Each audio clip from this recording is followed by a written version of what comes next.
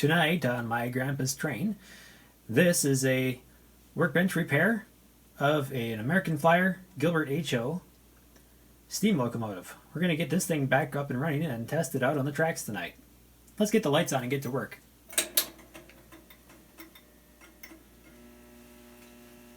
I haven't been able to do videos for quite a while, and part of the reason is because I've been cleaning my basement, including cleaning off most of my workbench and reducing a lot of the clutter that has been seen on camera. But now the bench is finally cleaned off and I can start on this project. So this is a American Flyer HO scale, so that's actually a Gilbert HO. This is a 060 engine they made. This is the number 31036, and it has just the motor and no smoke or choo-choo features. The other version of the 060, which I actually have, has the smoke and choo-choo features built in.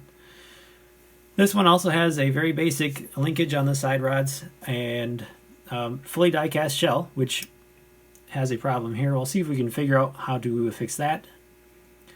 It's missing a screw to the tender. Well, let's get this taken apart and see if we can get this motor to operate. I do want to show you that either the magnet is disintegrating or this got dumped in a bag full of metal shavings. This is all over the magnet and all over the motor. It seems to me like the magnet is kind of disintegrating. Once I get that out, I'm going to test it and see if the magnet is still any good. I do have a magnet that isn't falling apart, and I think I'll put that in there instead. Let's get the shell off and see what's going on inside.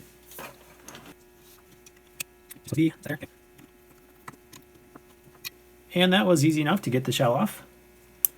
You can see that the frame here has the casting for the other version of this, which would have the smoke and choo-choo mechanisms, but this one doesn't have any of those. It just has the motor. The motor looks like it's in good shape, other than it's filthy dirty and disgusting full of shavings. So let's get the old soldering iron out and we'll remove all that.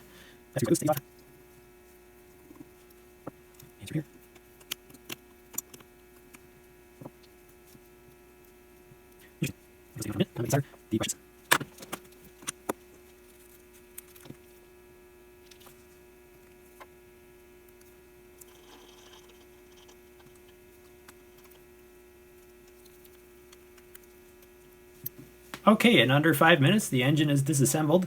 The running gear is still attached to the frame, but we'll get that cleaned up.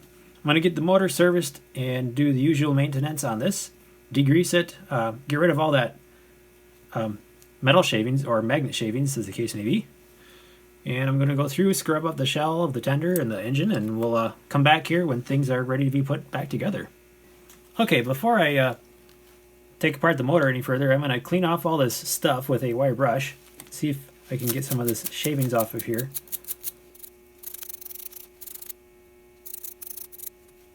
But I don't know where all this stuff comes from.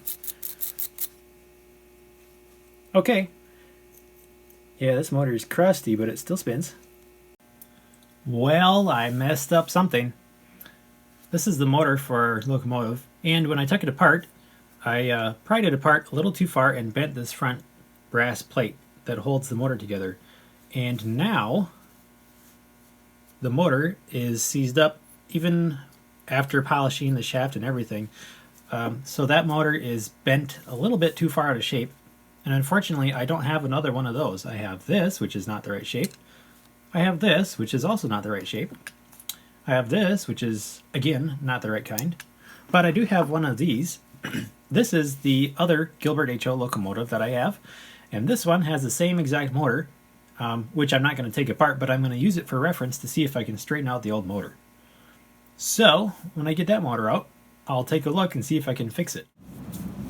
Well, it's been a couple days, and a few things have been done on this little steam engine. In fact, it's been long enough that the weather changed and I had to turn on my furnace. So I have good news. The motor has been repaired and runs great. I had someone I know was able to straighten out the bent brass that I mangled, and I had reassembled the motor, and it runs. If you look closely on the back, there's actually a different magnet on it. This is a neodymium magnet. The original magnet, one like this, had lost most of its magnetism and couldn't even get the motor started. This little neodymium magnet is a lot more powerful, and it actually runs the engine a little bit slower. Other couple things I have done is I worked on the tender. I cleaned and polished the tender, and the wheels have been shined up real good, so it should get nice electrical pickup. I think that's about it at the moment, so I'll just show you the motor running here.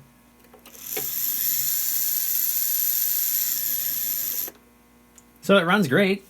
I am actually going to order a different magnet because this one I'm borrowing from another locomotive project coming up in the future. These magnets actually fit the Lionel HO motors quite nicely. But I'm going to get a different type of magnet for this engine so that it has its own permanent high-powered magnet. I decided to finish or install a coupler on the tender frame before I finish everything else because that was missing. So what I did was there was a cast-in slot on the coupler on the back of the tender frame, and I just took one of these standard horn hook couplers because that's what these came with. And then I also found a scrap piece of Katy coupler box, and then I drilled and tapped. There was actually a little pre-drilled hole for a pin. I drilled and tapped that to fit a 256 screw, and then I put it all together, and it happens to be perfectly aligned.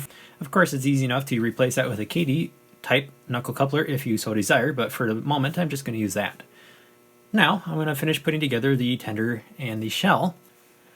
Okay, progress is being made. I have the tender shell put back on, and the wheels on the tender have been polished real good, and the wires are soldered back in place exactly as they were before. It does run. I have everything oiled up. It's pretty noisy because it's all metal. And then we'll take it over to layout in a little bit and give it some braking laps on the layout. So, this is one of the simplest engines to get the shell off of. It's a single screw, and that goes like this. So we'll just put the shell on here, line it up. I also replaced the drawbar screw down here. It's just a standard number 440 screw, and I just found one from in my drawer that fits. It doesn't have the smooth shank on it, but that's okay. This will work just fine. There is one more piece. It's a flat piece of metal that the other engine had, and I'm going to try to replicate it and put it on this one. I don't know if this ever came with it, but I'm going to duplicate that out of a piece of aluminum. I'm just going to do that off camera. For now, let's take this to layout, see how it'll do. Alright, we'll see if we can get a few laps out of this locomotive here. So I have the Gilbert HO steam engine pulling a few Lionel cars. There's a Marx Spotlight car and a Gilbert caboose.